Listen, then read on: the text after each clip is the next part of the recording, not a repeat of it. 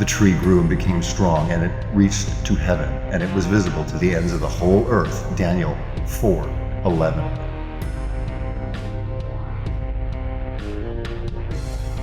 And the moon will not give her light, and the stars will fall from heaven. Matthew 24:29. How is this possible? How?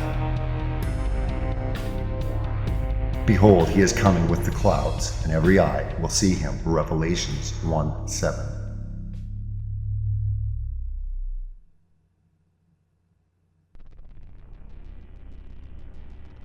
We have to look to the truth of the Word of God.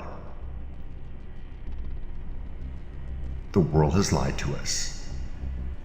Satan, the god of this world, has blinded the eyes of those that can't see the truth. There's connections. We need to look and see different. Think.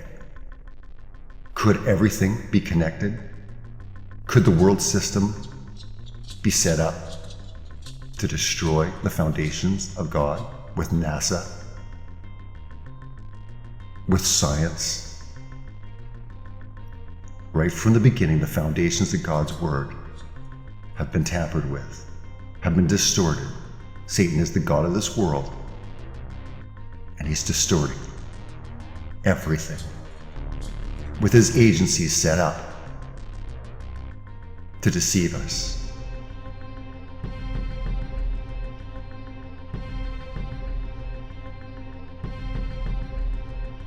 Look at what NASA presents us. CGI, paintings, composites, stitched together. Where are the pictures of the Earth? Why is it that there is only 2 images of the Earth?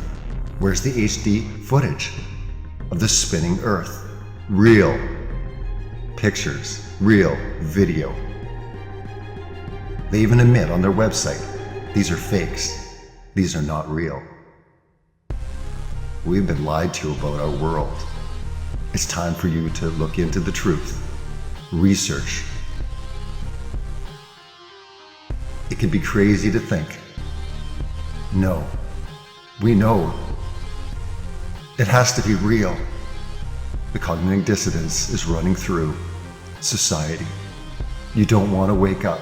But it's like the Matrix, and it's better to trust in the Lord than to put confidence in man. Psalms 118:8. The world's lies. The earth does not orbit the sun. Everything orbits around us. We're geostationary. We're motionless. Think, read, discover the truth of what God has laid out clearly in His Word, in the Bible.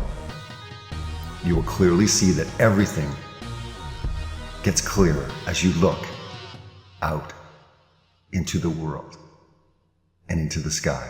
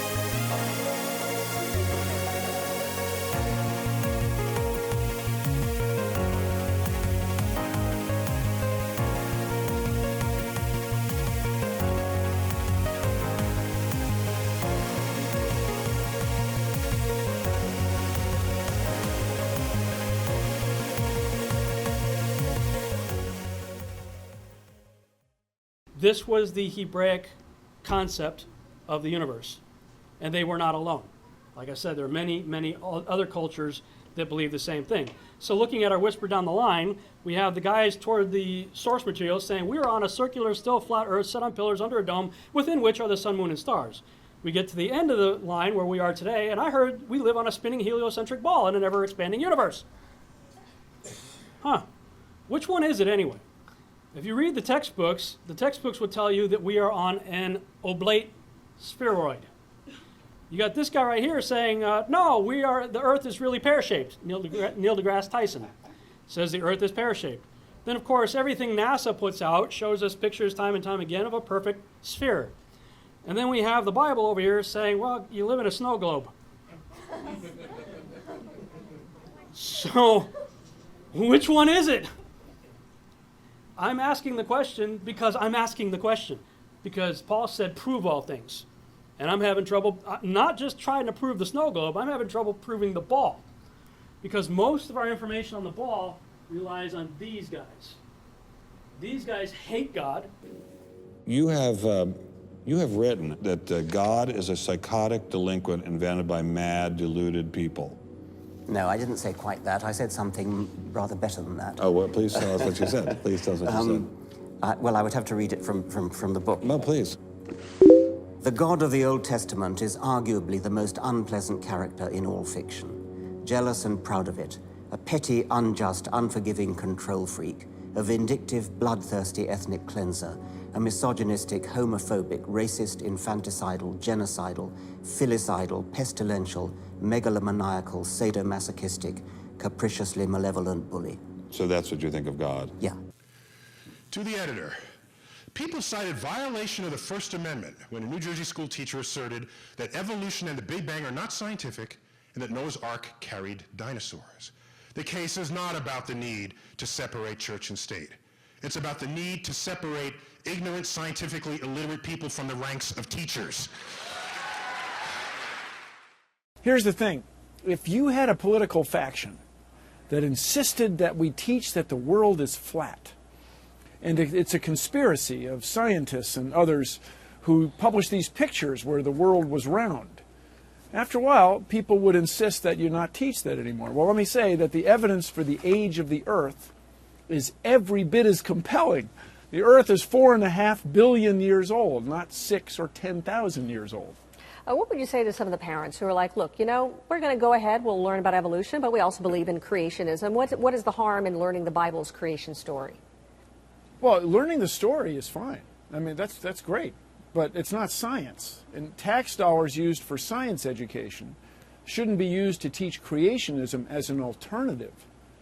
Creationism is not right. It's that assertion that the world is that young and was created that quickly and that ancient dinosaurs are some sort of deity's scheme to trick you, that's not right. That's not science. A Gallup so poll, tax dollars shouldn't be used to teach that. A Gallup poll actually says that 46% of Americans believe in creationism, that God created man in the past 10,000 years or so. And it's actually more than 135 million people. Why do you suppose that belief persists?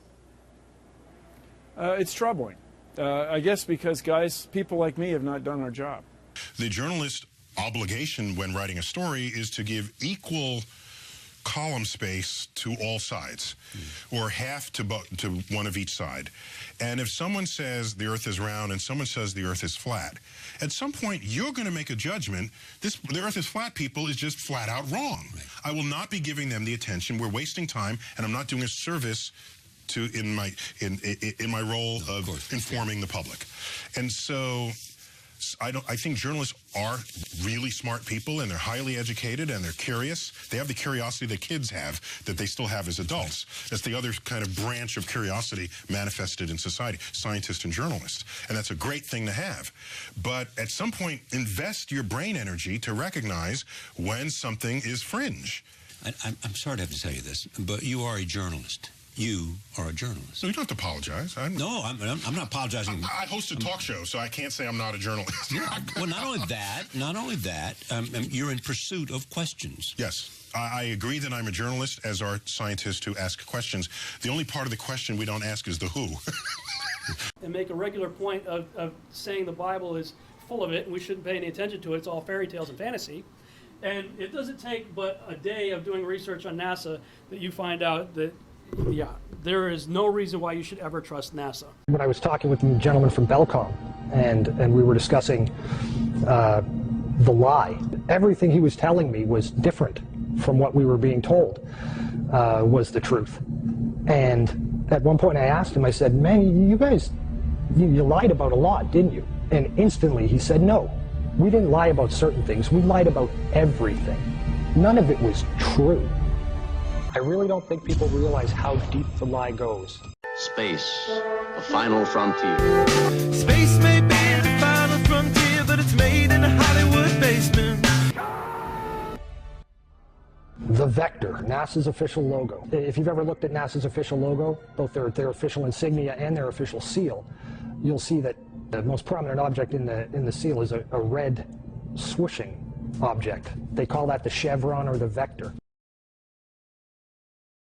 If you ask NASA's Public Affairs Office, this symbology is featured so heavily in their insignia and seal, they'll give you what really amounts to the standard facile cover story for the unilluminated. They'll tell you that that is a representation of a hypersonic wing design from the 1950s, which was the time the logo was created. Not exactly the case. Someone might want to ask the Russian Federal Space Agency, Roscosmos, that was formed in 1992, why they chose that same logo.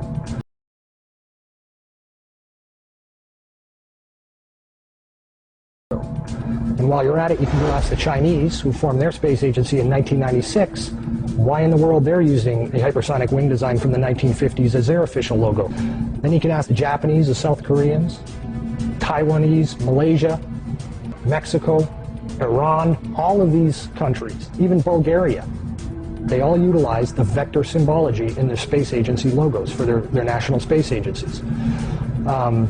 It gets even deeper. You can go look at the individual manned program patches for NASA. The Mercury program, for example, a blatant use of covert symbology. In every logo dealing with the Mercury program, you'll see what looks like a number 7 in their logo. And again, NASA's official story is that they put this number 7 there so that they could pay homage to the original 7 Mercury astronauts. Kind of forgetting the fact that only 6 Mercury astronauts actually flew into space, because number 7 never did. Deke Slayton had a heart problem, so he didn't get to go up. So there were only 6 Mercury astronauts. Yet there's a 7 in every single logo. That's in the official mission or official program insignia for Mercury, as well as the 6 individual mission patches carry this logo. And it carries on to the Space Shuttle program.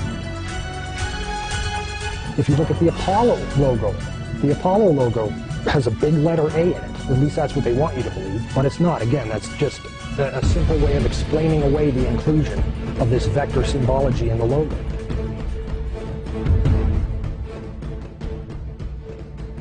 If you go to the Space Shuttle program, the original Space Shuttle STS program patch is a triangular patch that, again, hides the use of the chevronic vector symbology.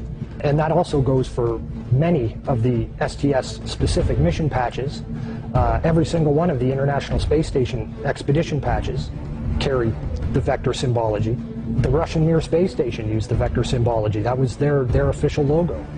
You can even go deeper and look at military-industrial complex companies. Look at the logo on a company like Lockheed Martin, 2 vectors.